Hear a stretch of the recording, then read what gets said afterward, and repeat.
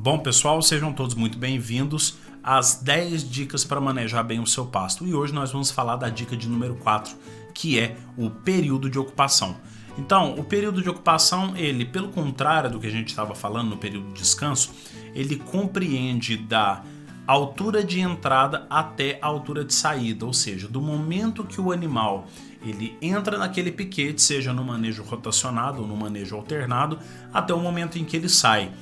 O monitoramento que a gente faz de altura de capim é o que vai guiar a gente se o período de ocupação está dentro dos conformes, se ele está muito longo ou se ele está muito curto. A correlação disso ela é direta com a lotação. A partir do momento que a gente trabalha com lotações corretas, ou seja, no pastejo rotacionado, a gente tem que trabalhar com cerca de 30 a 40% a mais de lotação do que a gente trabalharia no pastejo contínuo. A partir do momento que a gente trabalha corretamente, a gente percebe que, colocando o animal num período em que compreende o período de descanso, dividido pela quantidade de piquetes menos 1, a gente encontra qual que deve ser o período de ocupação. Porque pensem comigo, se o piquete ele tem 4 divisões, o pasto, né, no caso tem 4 piquetes, ele vai ficar cerca de 25 dias, vamos supor que o determinado para o período de descanso daquele pasto foi 25 dias. Então a gente tem 25 dias que vão ser divididos em 4 piquetes, que é o total, menos 1, ou seja, dividido em 3 piquetes. Então, a partir do momento que a gente pega esses 25 dias e divide para esses 3 piquetes, a gente encontra o período de ocupação, que vai dar um pouquinho a mais de 8. A gente começa a utilizar 8 e percebe se ao voltar para o primeiro piquete o pasto ainda está um pouquinho acima da altura, a gente passa para 9. Se a gente percebe que o pasto está muito baixo quando ele retorna para aquele piquete após o período de descanso, ou a gente ajusta para 8 ou a gente ajusta a taxa de lotação, porque é ela que vai determinar se está correto ou não, tanto o período de ocupação quanto o período de descanso. A altura do pasto é o máximo que a gente deve respeitar da fisiologia do capim.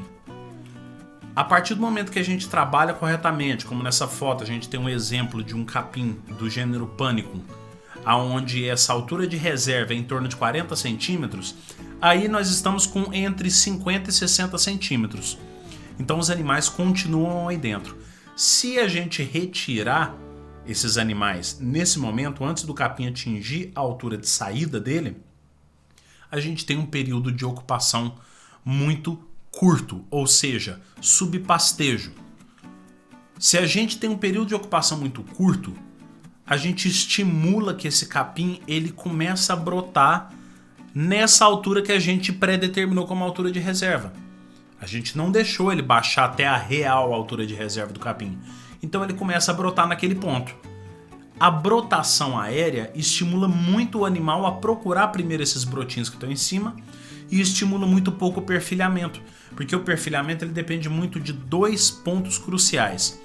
Primeiro, tem que chegar sol até no pé da planta. Para isso, a gente tem que levar o capim até a altura de reserva. Se eu deixar naquela altura que eu estava mostrando para vocês aqui, em vários locais desse pasto o sol não vai chegar na base. Isso atrapalha um pouco o perfilhamento. E segundo ponto, tem que colocar animal para cortar capim toda hora. Esquece aquela questão de que para fechar capim tem que deixar a forragem sementear.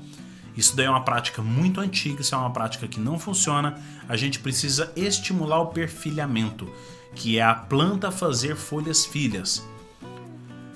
Outro ponto do período de ocupação muito curto. O animal ele não come o que é necessário na planta, ele precisa comer toda aquela porção dos 50% de cima até ele chegar na altura de reserva, porque ele come toda a parte que está disponível com nutrientes de boa digestibilidade para esse animal. E isso configura várias consequências aí do subpastejo. Quando você tem esse período de ocupação muito curto, acontece exatamente isso. O capim começa a sobrar muita massa com uma altura acima dessa altura de reserva e começa a ficar muito talo, porque como não chega sol lá no pé da planta, essa planta começa a empurrar as folhas para nascerem um pouco mais para cima e também para desenvolver atividade fotossintética nessa parte superior. Ele começa a empurrar essa planta para cima, por isso desenvolve talos. Por outro lado, quando a gente tem um período de ocupação muito longo, a gente estimula o superpastejo. E a gente sabe muito bem, a gente já conversou bastante, tanto aqui quanto na nossa turma fechada, onde o pessoal trabalhou bastante taxa de lotação, né, no nosso curso, a gente explica muito bem lá quais são essas consequências do superpastejo. Agora, a falta de material forrageiro na dieta é uma consequência muito grande, porque num primeiro momento esses animais eles vão estar comendo a porção da folha que eles foram predestinados para comer.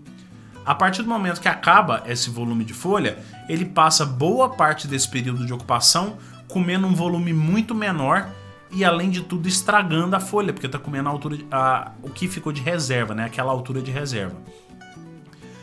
Assim, a gente retira essa reserva, então falta reserva para retorno uniforme desse capim. Aí começa a nascer capim num ponto fica mais alto, no outro fica mais baixo. E também estimula o animal a ficar depois que se passa o ciclo de rebrote da planta. Aí o animal come a parte digestiva da planta, a parte que está disponível para ele em massa forrageira, e aí ele continua lá no momento em que a planta está começando a rebrotar. E aí o animal vai lá e come esse rebrote.